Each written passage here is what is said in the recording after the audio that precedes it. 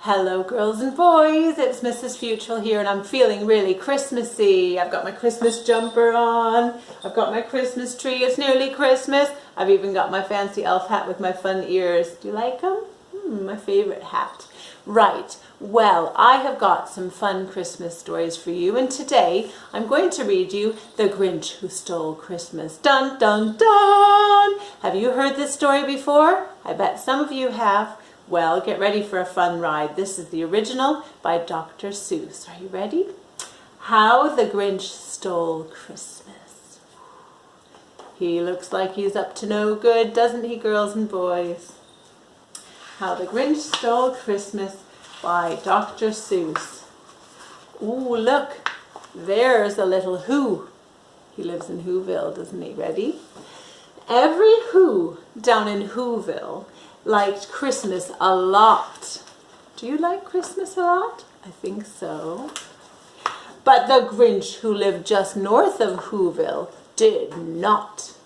The Grinch hated Christmas, the whole Christmas season. Now please don't ask why. No one quite knows the reason. It could be his head wasn't screwed on just right. It could be perhaps that his shoes were too tight. But I think it's most likely the reason of all may be that his heart was 2 sizes too small. Ooh, ouch. 2 sizes too small. But whatever the reason, his heart or his shoes, he stood there on Christmas Eve hating those Whos. Look, they're all in their houses down in Whoville. And he was staring down from his cave with a sour, grinchy frown at the warm, lighted windows below in their town, for he knew every Who down in Whoville beneath was busy now hanging a mistletoe wreath. They're hanging their stockings, he snarled with a sneer. Tomorrow is Christmas, it's practically here. Then he growled with his Grinch fingers nervously drumming. I must find some way to stop Christmas from coming. For tomorrow, he knew. All the Who girls and boys would wake bright and early, and they'd rush for their toys, and then, oh the noise, noise. That's one thing he hated. The noise. Look, they're banging their drums, and tooting their horns, and playing their games, and riding on their trains, and playing bows and arrows, and new presents, and Jack in the Box, and everything's going to be loud with that Christmassy noise, isn't it? Ooh, how the Grinch hated the Christmassy noise. Let's see what happens. Then the Whos, young and old, would sit down to a feast, and they'd feast, and they'd feast, and they'd feast. They would feast on Who pudding, and on rare Who roast beast, which was something the Grinch couldn't stand in the least. Look, they're all sitting down. They've all got their napkins round their necks, and they're waiting for the roast beast to come. It says, Merry, Merry. And they're all sitting really nicely at a massive table, ready to have some lunch for Christmas. And then they'd do something he liked the least of all. Every Who down in Whoville, the tall and the small, would stand close together with Christmas bells ringing. They'd stand hand in hand, and the Whos would start singing. Do you see them singing? And then he got an idea, an awful idea. The Grinch got a wonderful, awful idea. Ooh, what's going to happen? I know just what to do, the Grinch laughed in his throat, and he made a quick Santa Claus hat and a coat, and he chuckled and clucked. What a great Grinchy trick! With this coat and this hat, I'll look just like Saint Nick. Do you think he does? Does he look just like Saint Nick? Ooh. All I need is a reindeer, the Grinch looked around. But since reindeer were scarce, there were none to be found. But did that stop the old Grinch? No, the Grinch simply said. If I can't find a reindeer, I'll make one instead. And he called his dog Max, Then he took some red thread and he tied a big antler on top of his head. Look, is he tying the antler on? Making his own reindeer? Ooh, it's a Grinchy trick, isn't it? A very Grinchy trick. Then he loaded some bags and some old empty sacks on a ramshackle sleigh that he hitched up on Max. And the Grinch said, "Giddy up!"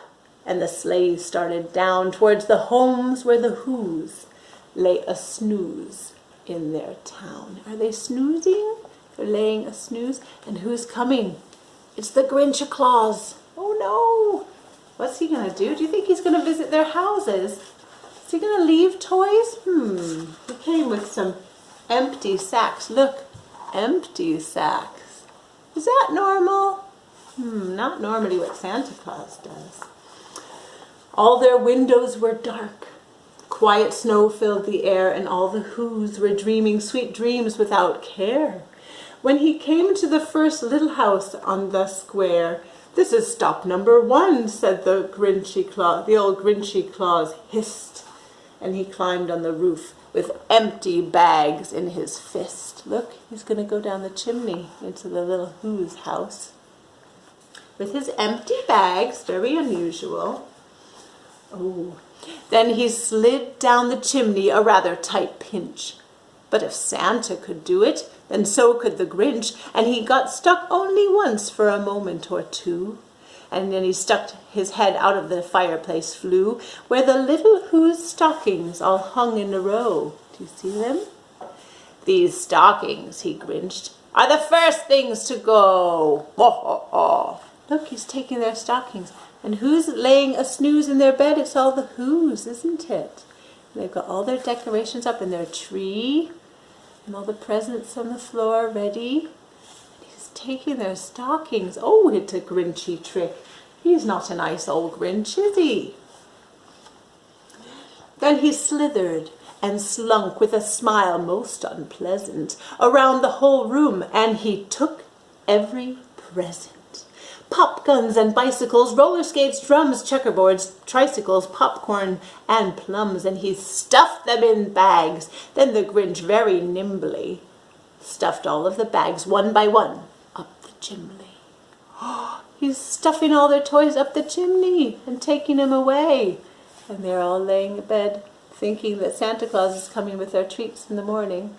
Ooh, they're not going to be having a good surprise in the morning, are they? Then he slunk to the icebox. He took the Who's feast. He took the Who pudding. He took that roast beast. He cleaned out the icebox as quick as a flash. Why, that Grinch even took their last can of Who hash. Their last can he was taking out, leaving it bare. And look, there's hardly any decoration, just one decoration left. Nothing, no Christmas tree. Oh, I guess we can't see the Christmas tree. There's the Christmas tree. Oh, it's looking a bit sad with no presents around it. And he took most of the things off it, didn't he?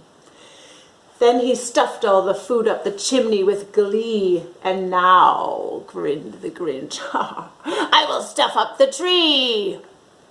Stuff up the tree as well. Always taking everything, their food and their presents, and now their tree. And the Grinch grabbed the tree, and he started to shove. And he heard a small coo, like the sound of a dove. Oh, was it? It was, he turned around fast, and he saw a small Who. It was Cindy Lou Who was not more than 2.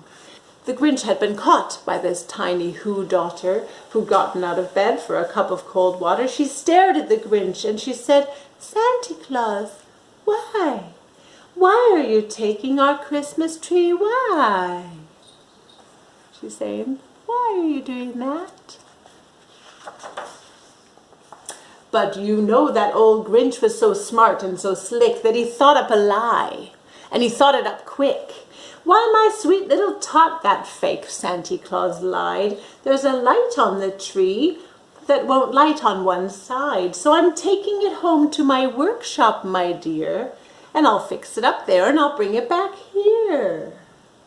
And his fib fooled the child, and he patted her head, and he got her a drink, and he sent her to bed. And when Cindy Lou Who went to bed with her cup, he went back to the chimney and stuffed the tree up. He's a grinchy old fellow, oh dear. Then the last thing he took was the log for their fire. Then he went up the chimney himself, that old liar, and on their walls he left nothing but hooks and some wire. And the one speck of food he left there in the house was a crumb that was even too small for a mouse. So small. Then he did the same thing to the other whose houses, leaving crumbs much too small for the other whose mouses. Look, he's saying goodbye to the mouse, and she says, oh, only a little crumb here. And it was 15:15 dawn. Look at all their toys he's got, all their trees and toys and presents and stockings and things. And look, oh no, poor Max is hauling this big sleigh up the hill. Oh no. It was 15:15 dawn, all the who's still abed, all the who's still a snooze when he packed up his sled. He packed it up with their presents, the ribbons, the wrappings, the tags, and the tinsel, the trimmings, the trappings. 3,000 feet up on the side of Mount Crumpet, he rode with his load to the tip-top to dump it. They're pooh-pooh to the who's, he said grinchiously humming. They're finding out now that no Christmas is coming. Ha ha ha ha.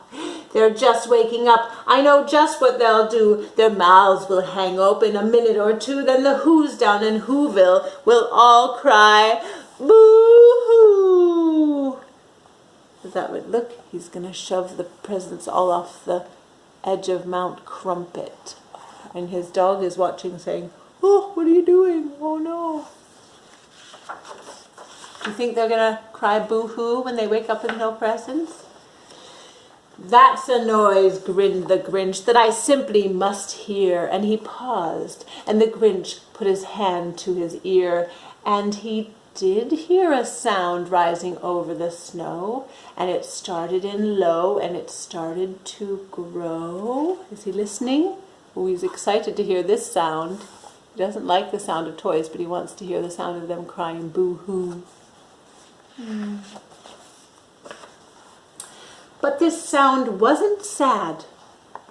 Why, this sound sounded merry. It couldn't be so, but it was merry. Very. He stared down at Whoville. The Grinch popped his eyes. Then he shook. What he saw was a shocking surprise. Every who down in Whoville, the tall and the small, was singing without any presents at all. Do they look happy? He hadn't stopped Christmas from coming. It came. Somehow or other, it came just the same. Look, they're all happy and singing together. And the Grinch, with his Grinch feet ice cold in the snow, stood a-puzzling and puzzling. How could it be so? It came without ribbons. It came without tags. It came without packages, boxes, or bags. And he puzzled 3 hours till his puzzler was sore. Then the Grinch thought of something he hadn't before. Look, he's really thinking hard. Maybe Christmas, he thought, doesn't come from a store. Maybe Christmas, perhaps, means a little bit more. He's really wondering, isn't he? And what happened then? Well, in Whoville they say that the Grinch's small heart grew 3 sizes that day. And the minute his heart didn't feel quite so tight, he whizzed with his load through the bright morning light, and he brought back the toys and the food for the feast. Look, he's blowing the horn to say, look, I'm coming. Doo, doo, doo, doo. And they're coming down.